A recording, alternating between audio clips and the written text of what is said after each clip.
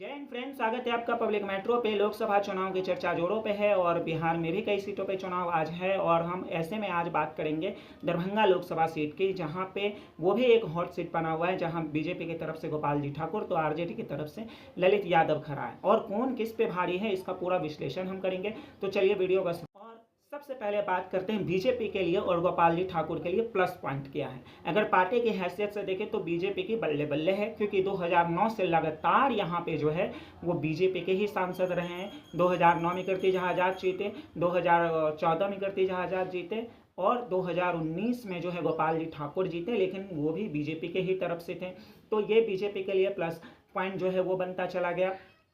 दूसरी बात, गोपाल जी के कई ऐसे काम भी हैं जो उन्हें जिता सकते हैं, जैसे 6 लेन रोड बनवाना, कई ओवर ब्रिजों का जो है वो अपन करवाना और उसके अलावा दरभंगा एयरपोर्ट बनवाना और मिथिला के मखाना को जो है वो जीआई टैग लगवाना और उसके अलावा पौधे अनुसंधान का काम जो है वो शुरू करवाना। ये गोपाल जी के कुछ अपने भी काम है जिस पे हो सकता है लोग जो है वो असर करें। और मोदी जी का जो काम है और मोदी जी का जो नाम है वो भी एक बड़ा फैक्टर उनके साथ हो सकता है। मोदी जो एज ए प्रधानमंत्री इन्होंने काम किया है। अब जाति की बात करें तो वो ब्राह्मण है और हो सकता है ब्राह्मण का बड़ा वर्ग उनको वोट दे, लेकिन मोदी जी की वजह से जो पिछड़े वर्ग के लोग हैं वो भी उनको वोट दे सकते हैं और ये हुआ गोपाल जी ठाकुर का प्लस पॉइंट। लेकिन आरजेडी भी कम नहीं है। 1991 से लेकर के 2004 तक जो है वो फातमी यानी आरजेडी की तरफ से जो है यहाँ पे फातमी जी जो है वो सांसद रहे। उसके अलावा जो है 2004 से हालांकि वो हारते चले गए और उन्हें जगह नहीं मिली, इसलिए आरजेडी की मजबूत दावेदारी यहाँ पे है।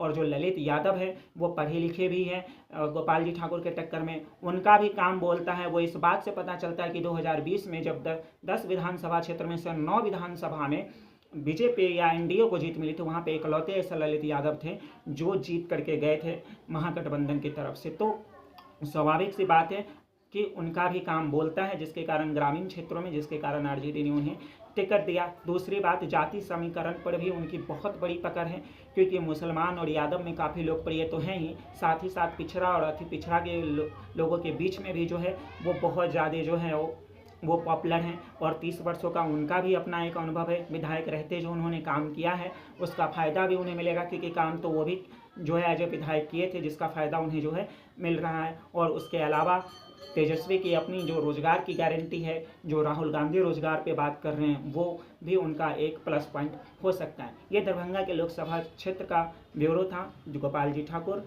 और ललित यादव और गोपाल जी ठाकुर के पॉजिटिव साइड की क्या मजबूती है उनकी और वो कैसे जीत सकते हैं। लेकिन गोपाल जी ठाकुर के साथ भी सब कुछ ठीक नहीं है, लोग उनसे भी नाराज चढ़ ही रहे हैं। जैसा कि आप वीडियो देख रहे होंगे कि लोग उन पर नाराजगी जता रहे हैं। नाराजगी का कारण है दरभंगा एम्स जो लटक गया, दोनार ओवर ब्रिज और बेनीपुर से मनीगाछी के बीच का जर्जर सड़क, वो एक सवालिया निशान है जो गोपाल जी ठाकुर से जो है पूछे जा रहे हैं। और इसको लेकर के दरभंगा की लोकसभा सीटों में लोगों के बीच जो है काफ़ी नाराजगी जो है वो पता चल रही है। स्वाभाविक सी बात है, सांसद वो हैं, काम उनके रीजन में अगर इन क्षेत्रों में नहीं हुआ तो सवाल भी उनसे पूछा जाएगा। लेकिन इस मामले में ललित यादव थोड़े से परफेक्ट हैं, क्योंकि इसका फ़ायदा एंटी कॉम्बिनेशन का शायद उनको मिल सकता है कि ये काम नहीं हुआ तो शायद वो इसका जो है फ़ायदा उठा सकते हैं, क्योंकि ललित यादव के पास खोने के लिए कुछ है नहीं, क्योंकि काम जो है वो गोपाल जी ठाकुर को करवाना था।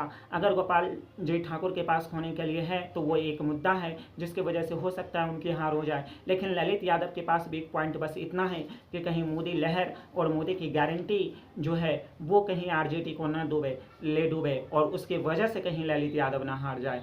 तो आपको क्या लगता है, क्या मोदी लहर के बीच में ललित यादव हारेंगे या अपनी इमेज को आगे बजा करके जीतेंगे, अपने वोट को अपने आप को आगे करके जीतेंगे, या गोपाल जी ठाकुर ने जितना ही काम किया है उसमें उनको वोट मिल जाएगा इतना कि वो बहुमत हो जाएंगे, या फिर मोदी के कामों के कारण उन्हें वोट मिलेगा, या फिर उन्होंने जो नहीं किया है इसके कारण उनकी हार होगी। इन सभी मुद्दों पे आप हमें अपनी राय दे सकते हैं कमेंट करके। और बाकी की खबरों के लिए देखते रहिए पब्लिक मेट्रो। जय हिंद।